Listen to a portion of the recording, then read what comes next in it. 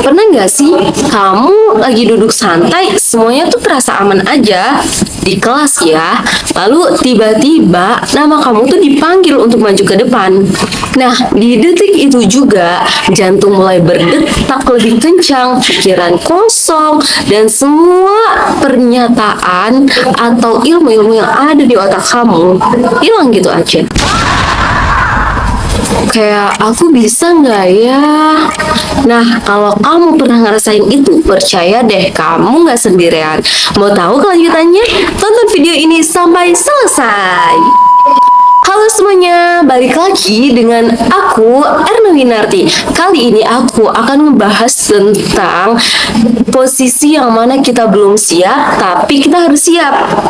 Nah, hampir semua orang pernah ada di posisi itu. Tapi ada satu hal yang mungkin belum banyak orang sadari, bahwa di dunia nyata yang menentukan kita berhasil atau tidak itu seringkali bukan seberapa kita banyak tahu, tapi seberapa baik kita menyampaikan apa yang kita tahu. Coba nih bayangkan, ada dua orang, yang satu tuh sangat pintar, tapi cara penyampaiannya itu biasa aja. Dan yang kedua, orangnya biasa aja, nggak pintar-pintar amat nih, tapi penyampaiannya jelas dan luwes, bisa menguasai panggung. Nah, menurut teman-teman, siapa sih yang bakal didengar? Yaps, jawabannya hampir selalu sama. Disitulah pentingnya kemampuan berbicara.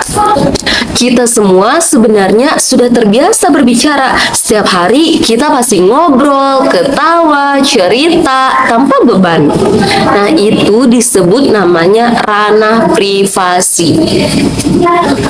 Di ranah privasi itu tempat di mana kita merasa aman. Tapi begitu kita masuk ke ranah publik, semuanya bakal berubah. Kita mulai ada rasa takut, takut dinilai, takut dihujat, takut tidak cukup baik. Padahal ya teman-teman, orang yang kita lihat percaya di depan panggung itu pasti dia merasakan gugup sebelumnya. Bedanya cuma satu, mereka tetap maju walaupun takut. Kalau kamu ingin berkembang, ada satu hal sederhana yang bisa kamu pegang. Setiap kali kamu ingin berbicara, tanyalah ke diri sendiri. Kayak misalnya, apa ya yang ingin aku sampaikan? Kenapa sih ini penting? Dan siapa yang akan mendengarkan? Nah, itu pertanyaan-pertanyaan untuk diri sendiri. Karena ketika kamu tahu jawabannya, cara kamu berbicara akan berubah dengan sendirinya. Lebih terarah, lebih jelas, dan tentunya lebih percaya diri. Sekarang nih, kita masuk ke situasi yang sering bikin kita panik. Ngomong dadakan atau bisa disebut impromptu. Jujur aja ya, ini bukan hal mudah tentunya. Tapi justru disinilah kita melatih mental kita. Karena di dunia nyata, nggak semua kesempatan datang dengan persiapan. Kadang kita harus langsung berbicara saat itu juga. Dan setiap kali kamu berani mencoba, meskipun terbata-bata, sebenarnya kamu tuh sedang berkembang.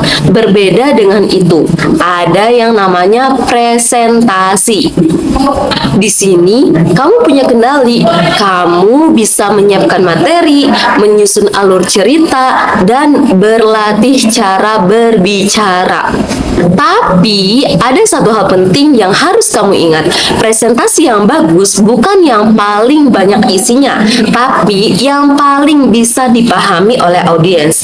Dan lebih daripada itu, yang bisa membuat audiens merasa ini penting loh buat saya, ini tuh ilmunya berharga loh. Nah, di dunia ini berbicara di depan publik itu banyak peran.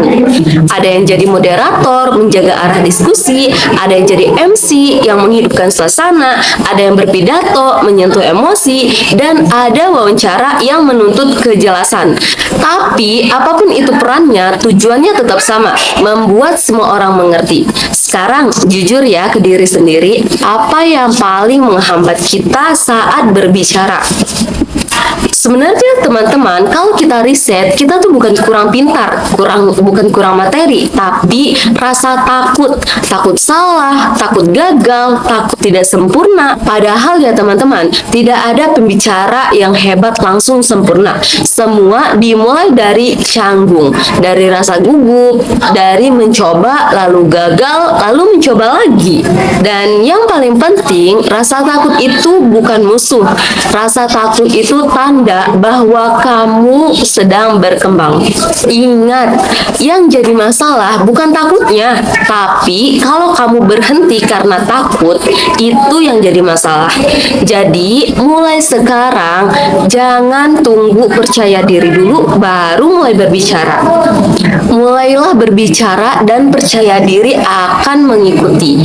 Coba dari hal terkecil terlebih dahulu, ngomong 1 menit, 2 menit, atau berapapun itu tanpa henti. Nggak harus sempurna teman-teman. Yang penting kamu berani berbicara. Karena pada akhirnya orang-orang tidak mengingat seberapa sempurna kata-katamu, tapi mereka akan ingat bagaimana kamu membuat mereka mengerti, bagaimana kamu membuat mereka merasa, dan bagaimana kamu membuat mereka percaya. Jadi, kalau hari ini kamu masih ragu, ingat satu hal ini. Kemampuan berbicara itu bukan bakat, melainkan keterampilan. Nah, setiap kali keterampilan itu berarti dilatih. Oke, baiklah. Kita sudah di hujung pembicaraan dan semoga setelah ini kamu tidak hanya jadi penonton, tapi mulai berani menjadi seseorang yang didengarkan. Sampai bertemu di video berikutnya.